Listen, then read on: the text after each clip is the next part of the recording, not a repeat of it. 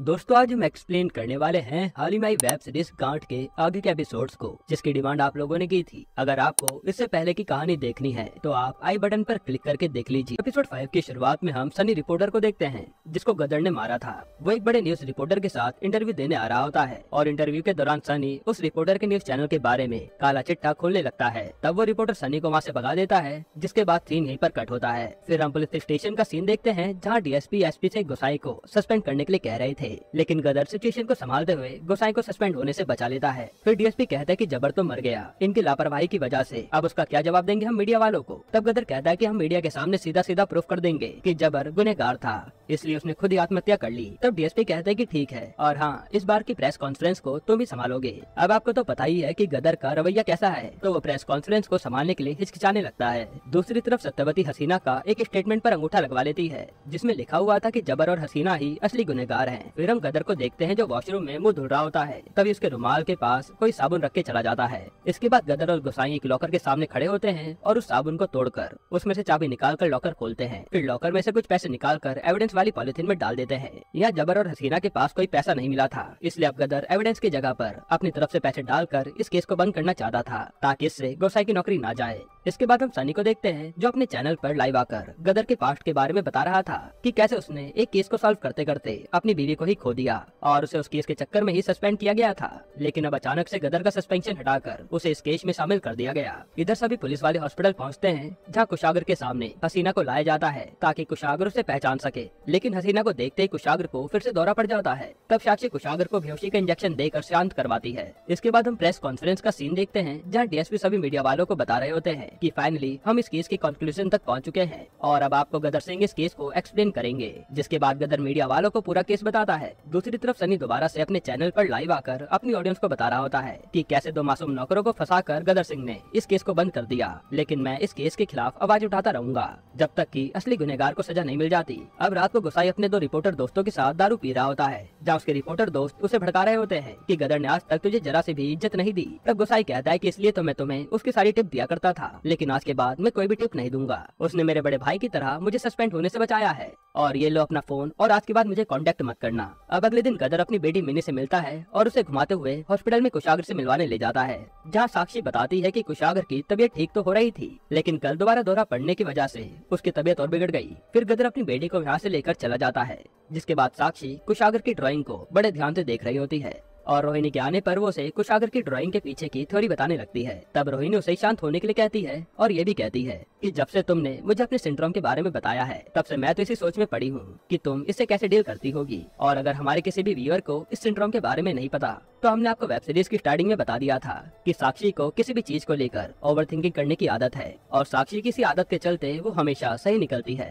खैर अब रोहिणी कहते हैं कि ये तो एक तरीके का मैजिक है ना, जिसपे साक्षी कहते हैं मैजिक नहीं कर्स, वो भी पहली बार किसी के काम आ रहा है, वरना हर दिन पिल्स खाकर ही इसे कंट्रोल करना पड़ता है। फिर अब रात को साक्षी की मकान मालकिन उसे अपना कमरा साफ करने के लिए कहती है, लेकिन उस कमरे की हालत तो पहले से खराब थी। तब साक्षी कहती है कि मैं जितना करती हूँ उतना बहुत है, मुझे ज्यादा ज्ञान मत दीजिए। अब इन दोनों के बीच थोड़ी सी बहस हो जाती है। तभी साक्षी को कुशागर की एक ड्राइंग दिखती है जिसे देखकर वो सीधा हॉस्पिटल पहुंचती है और रूम में जाकर कुछ फाइल्स चेक करने लगती है। तभी डॉक्टर ग्रोवर की आवाज आती है जिसे सुनकर साक्षी घबरा जाती है और डॉक्टर ग्रोवर कहते हैं कि मुझे तुमसे बात करनी है, लेकिन अभी नहीं, बाद में करूंगा, और हाँ कल मुझे एक न्यूज चैनल पर इंटरव्यू देने जाना है, इसलिए क्या तुम इस बच्चे की केस की फाइल मेरे लिए बना दोगी। तब साक्षी कहती है हाँ। इसके बाद हम दोबारा से उसी रिपोर्टर को देखते हैं जो सनी की वीडियोस देख रहा होता है, जिसमें सनी अपनी ऑडियंस को बता रहा था कि कटिहार की पुलिस के बयान के मुताबिक जबर और हसीना के पास से कोई भी पैसा बरामद नहीं हुआ था, तो ये गदर सिंह ने कहां से पैसे बरामद कर लिए, वो भी 1.5 लाख रुपए। तब ये रिपोर्टर अपने आदमी को डिबेट शो में सनी को भी बुलाने के लिए कहता है। अब रात को गदर अपनी बेटी को हर जगह घुमाकर घर लाता है जहाँ सभी लोग उसकी बेटी का बर्थडे सेलिब्रेट करने के लिए आए होते हैं। उसी टाइम वो रिपोर्टर कुछ लोगों के साथ न्यूज चैनल पर लाइव आता है और सनी की बातों को सबके सामने रखते हुए गदर पर इल्जाम लगाने लगता है। तब उस न्यूज को देखकर मिनी के नाना नानी उसे वहाँ से ले जा लेते हैं और धीरे धीरे करके सभी लोग वहाँ से चले जाते हैं। तब बेचारा गदर अपनी बेटी का बर्थडे भी सेलिब्रेट नहीं कर पाया था, जिससे वो काफी दुखी होता है। इसी के साथ एपिसोड 5 यहीं पर खत्म होता है। एपिसोड 6 की शुरुआत में हम उन लोगों की मृत्यु से 8 महीने पहले का सीन देखते हैं, जहाँ एक आदमी कुशागर पर नजर रख रहा होता है और कुशागर की छुट्टी होने के बाद वो उसका पीछा भी करता है। यहीं पर सीन कट होता है। फिर हम गदर को देखते हैं जो कि दारू पीकर रोड पर तमाशा कर रहा था। तब वहाँ की पुलिस आकर उसे पकड़ने की कोशिश करती है, लेकिन वो तो उसी पुलिस वाले को चाटा मार देता है, जिस पर वो पुलिस वाला उसे अरेस्ट कर लेता है। बाद में जीवन जाकर गदर को छुड़वाता है। तभी गदर के पास रिपोर्टर सनी का फोन आता है। वो कहता है कि माना आपने पास्ट में कुछ गलतियां करी है, लेकिन मैं जानता हूँ कि आप एक ऑनेस्ट पुलिस वाले हैं, तो मैं आपकी कुछ मदद करना चाहता हूँ। इसलिए आज रात कब्रिस्तान के पीछे वाली गली में आ जाना। जिसके बाद हम साक्षी को देखते हैं जिसे एक डरावना सपना आता है और उसकी आंख खुल जाती है। फिर वो हॉस्पिटल जाती है जहाँ सभी सिक्योरिटी वाले सो रहे होते हैं। तब वो कुशागर के वार्ड में जाती है, लेकिन वो वार्ड तो लॉक होता है और साक्षी वार्ड के अंदर देखती है तो वहाँ एक आदमी खड़ा होता है, जिसे देखकर वो चिल्लाते हुए दरवाजा खोलने लगती है। तभी वो आदमी खिड़की से कूदकर भाग जाता है। फिर साक्षी हॉस्पिटल के नीचे आती है और कंपाउंडर को कहती है कि कुशागर का ध्यान रखना। यह कहकर वो उस आदमी का पीछा करने लगती है, मगर थोड़ी दूर पीछा करने पर वो आदमी कहीं गायब हो जाता है। जिसके बाद थोड़े कदम चलने पर उसे गदर सिंह दिखाई देता है।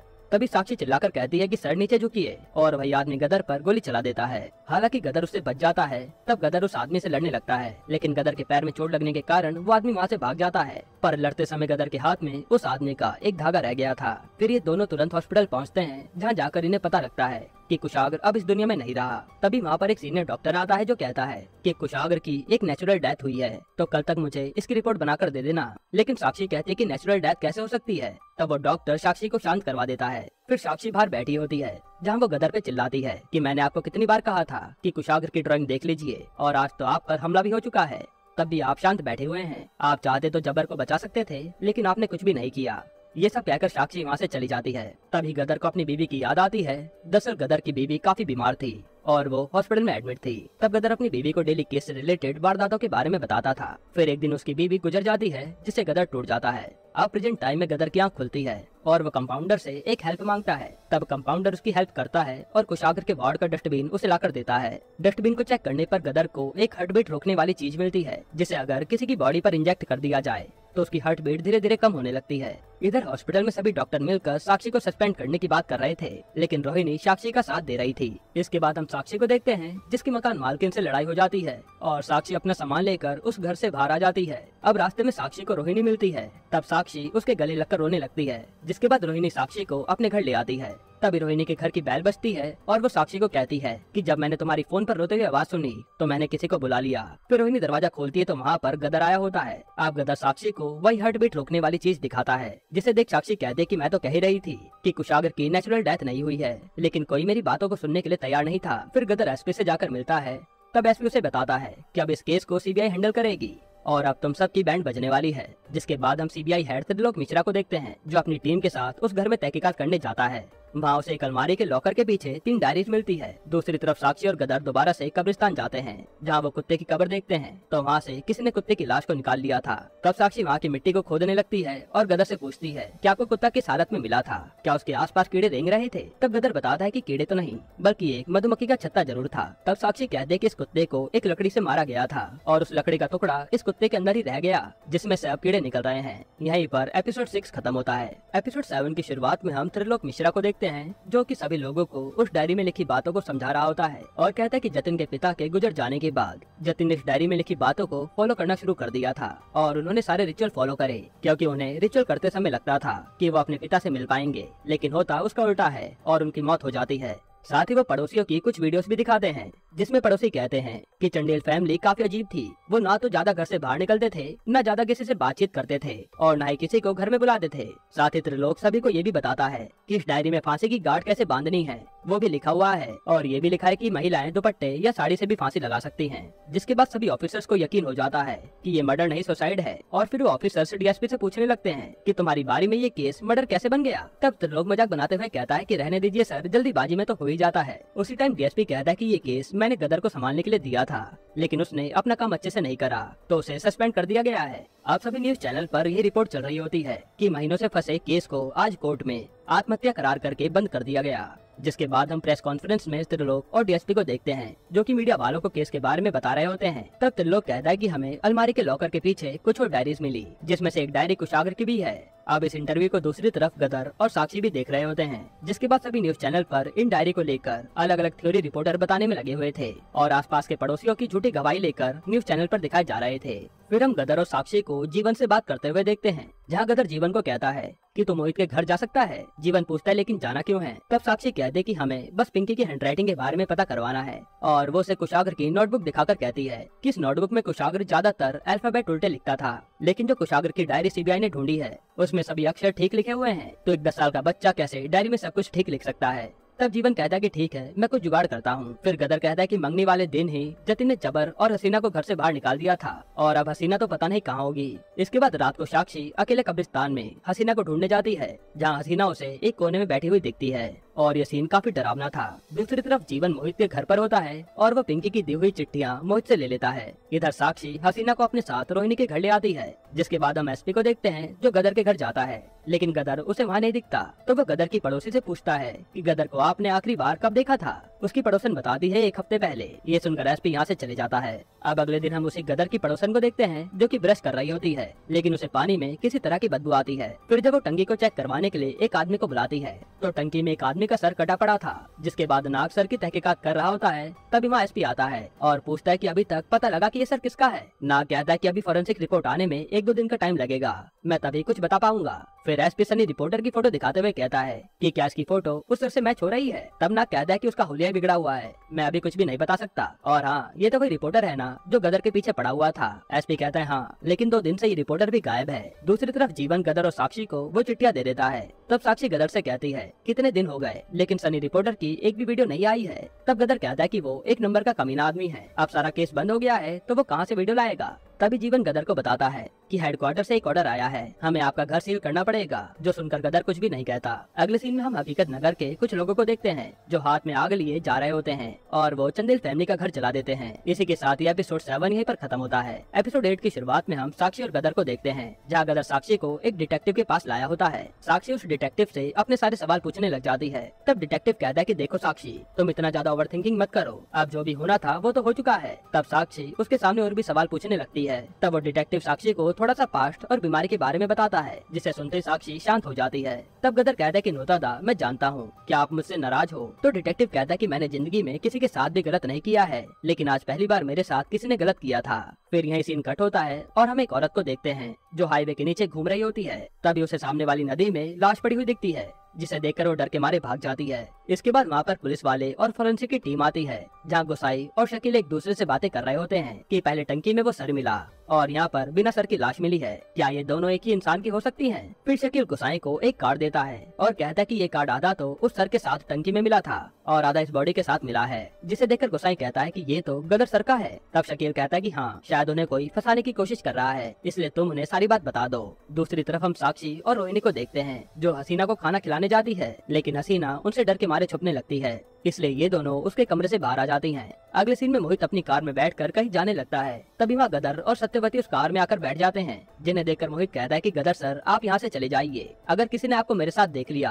तो मेरी नौकरी चली जाएगी। तब गदर कहता है कि पहले तू सच सच बता, जिसपे मोहित कहता है कि सारी बात तो मैंने आपको बता दी थी और सीबीआई वालों को भी बता दी थी, और हाँ, मैंने सीबीआई वालों को वो सगाई वाली बात भी बता दी। तब गदर पूछता है कि कौन सी बात। मोहित बताता है कि सगाई के टाइम पर उनके एक आदमी मिलने आया था, जो कि काफी टाइम बाद उनकी फैमिली से मिलने आया होता है। उसके आने के बाद से ही पूरी फैमिली काफी परेशान लग रही थी। तब गदर पूछता है कि तूने उस आदमी को देखा था। मोहित कहता है कि नहीं, मैंने देखा नहीं था, ये बात तो मुझे पिंकी ने बताई थी। जिस पर सत्यवती कहते कि हमने पूरी चेकिंग करी थी, हमें तो कोई भी ऐसा आदमी नहीं दिखा था। तब मोहित कहता है कि ऐसा हो नहीं सकता, ये रही आखिरी चिट्ठी जो कि मैंने आपसे छुपा कर रखी थी। इसी चिट्ठी के जरिए पिंकी ने मुझे ये बात बताई थी। तब गदर वो चिट्ठी लेकर वहाँ से चले जाता है। दूसरी तरफ हम रोहिणी और साक्षी को देखते हैं। तभी हसीना अपने कमरे से बाहर उनके पास आती है, जिससे साक्षी कुछ सवाल पूछने लगती है और हसीना बताते कि कटिहार में हमारे पास रहने की कहीं जगह नहीं थी, इसलिए हम यहाँ पर कब्रिस्तान में आकर रहने लगे थे। फिर जतिन भैया ने हमें और हमारे भाई को अपने घर में पनाह दी और बेसमेंट में रखा। साथ ही जतिन ने हमारे भाई जबर को अपने साथ काम पर भी रख लिया था और उनके घर में वो पाइप भी मेरे भाई ने लगाए थे, क्योंकि घर में काफी घुटन होती थी। तब साक्षी कहते कि ये बात आपने हमें पहले क्यों नहीं बताई, जिसपे हसीना कहते कि मैं बताती तो भी कोई मेरी बात पर विश्वास नहीं करता, और वैसे भी सब मुझे डायन पिशाचिनी कहते रहते हैं, इसलिए मेरी कुछ भी बोलने की हिम्मत नहीं हुई। तब साक्षी पूछती है कि तुम्हारी जतिन से लड़ाई क्यों हुई थी। इस पर हसीना बताते कि हमारी कोई लड़ाई नहीं हुई, बस जतिन भैया ने हमें पिंकी की सगाई वाले दिन घर से निकाल दिया था। साक्षी पूछते कि तुमने सगाई वाले दिन वहाँ किसी अनजान आदमी को देखा था क्या। हसीना कहते कि हाँ, एक दाढ़ी वाला आदमी तो आया था, जिसकी शक्ल हम पूरी तरह से देख नहीं पाए, लेकिन उसके आने के बाद से पूरी फैमिली परेशान हो गई थी। इधर हम फोरेंसिक लैब में गोसाई और शकील को बात करते हुए देखते हैं, जहाँ शकील कहता है कि हमें 1-2 बर्थमार्क मिल जाए, उसके बाद मैं रिपोर्ट को अच्छे से तैयार करता हूँ। लेकिन तभी वहाँ नाग आता है और कहता है कि तुम्हें सर मिल चुका है और बॉडी भी मिल चुकी है, लेकिन गदर सिंह कहीं भी नहीं मिला। ये सनी रिपोर्टर ही है और अब मैं इसकी खबर एसपी को देने जा रहा हूँ, जिसके बाद शायद गदर को अरेस्ट कर लिया जाएगा। अब इसके बाद गोसाई बाथरूम में बैठकर साक्षी को फोन करता है और उसे कहता है कि गदर सर को कोई फंसाने की कोशिश कर रहा है, 72 घंटे में उन्हें अरेस्ट कर लिया जाएगा। मेरे पास उन्हें बचाने के लिए सबूत पड़े हुए हैं। बड़ी मुश्किल से मैंने ऑफिस से एक डायरी बरामद करी है, उसे मैं आपके पास भिजवा दूंगा और आप उसे गदर सर को दे देना, क्योंकि मैं अब आप लोगों से मिल नहीं सकता। फिर साक्षी एक जगह पर जाती है जहाँ एक आदमी उसे डायरी दे देता है और साक्षी उस डायरी को लेकर सीधा उस डिटेक्टिव के पास चली जाती है। यहाँ साक्षी डिटेक्टिव को इस केस की सारी बात बताने लगती है कि कुत्ते को एक आदमी ने लकड़ी से मारा, कुशागर को भी किसी आदमी ने ही मारा है, लेकिन सभी डॉक्टर उसकी नेचुरल डेथ बताकर ये केस बंद कर रहे हैं। कोई भी मेरी बातों पर ध्यान नहीं दे रहा। तभी वहाँ पर गदर आता है और डिटेक्टिव साक्षी को थोड़ी देर के लिए कमरे में छुपा देता है। अब गदर डिटेक्टिव से काफी इमोशनल होकर बातें कर रहा होता है कि मुझे माफ कर दीजिए नोतोदा, मुझसे बहुत बड़ी गलती हो गई है। आप ही थे जिन्होंने मुझे बचपन में अनाथ आश्रम से उठाकर इस मुकाम तक पहुँचाया है, लेकिन अब मैं अपनी बच्ची मिनी का बचपन खराब नहीं होने दे सकता। उसके लिए मुझे आपकी मदद चाहिए। तब डिटेक्टिव साक्षी को कमरे से बाहर निकालता है और उसे एक डायरी देता है। इसके बाद गदर और साक्षी डिटेक्टिव की बताई बातों को फॉलो करते हुए जेल में एक आदमी से मिलते हैं और वो आदमी उन्हें एक स्वीट्स की दुकान पर भेजता है, जहां पहुंचने पर वो दुकान तो बंद होती है, लेकिन एक औरत शटर के नीचे से उन्हें कागज देती है जिसमें काफी बड़ी डिजिट लिखी हुई थी।